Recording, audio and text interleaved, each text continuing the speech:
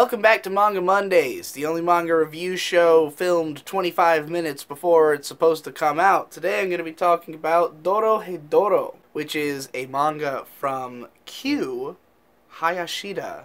Interesting name. This one is very much a Mad Max-esque post-apocalyptic wasteland kind of series about a bunch of these people who live in this shithole town that is constantly being invaded by sorcerers from another dimension. And these sorcerers come to this city and they just test out their magic on random people, usually morphing them into some kind of mutant. Our main character is an enormous alligator headman who chops people up, mostly murders sorcerers for fucking around with the people in the pit. Him and this the girl that he travels with are very, very powerful, and they basically just make practically a sport out of murdering the random people who come down into the pit. But there's mysteries abound, as the reptile man does not know how he became the way he is. He's trying to seek the person who did this to him. He's also trying to just figure out if there's a way to revert back to his normal self. And there is a man inside of him, in the back of his throat you can see a face of another man, and he doesn't know if that's the original version of himself. He doesn't know if that's the spellcaster. He can't really remember anything, so he's looking for answers. And meanwhile, the spellcasters are sort of enacting a plot to kill him because they're worried about losing so many of their guys.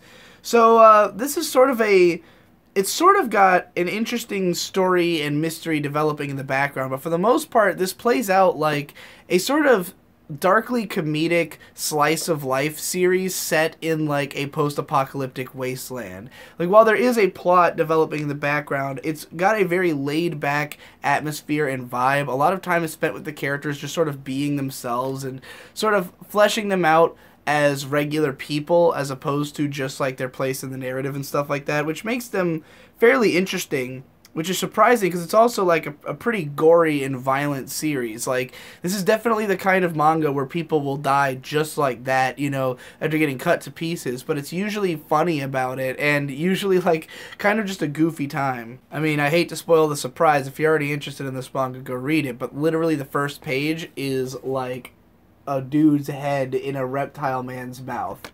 So immediately this is shocking and crazy, but also fucking hilarious. And I would say that's generally the tone of the entire manga. I'm also interested by the fact that Q Hayashida is apparently a woman, and I can't think of many times that I've seen an incredibly violent post-apocalypse, everyone's wearing leather and masks kind of manga written by a woman. I don't know if that really means anything to anybody.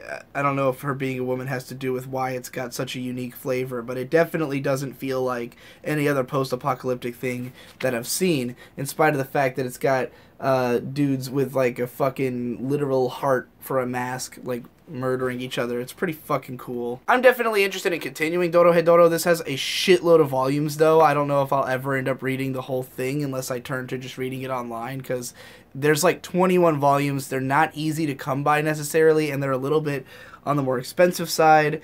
This one was only $12.99, which is a normal price for manga now. Back when this first came out, the Viz Signature series was considered more expensive.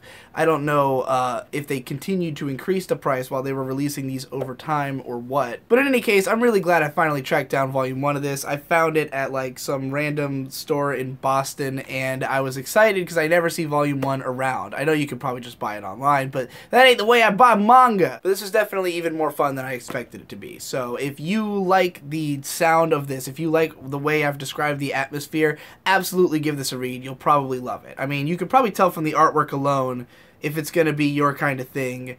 So if you liked the artwork I showed you, go ahead and give this a read. It's pretty fucking dope, pretty dank, and I'll see you next week.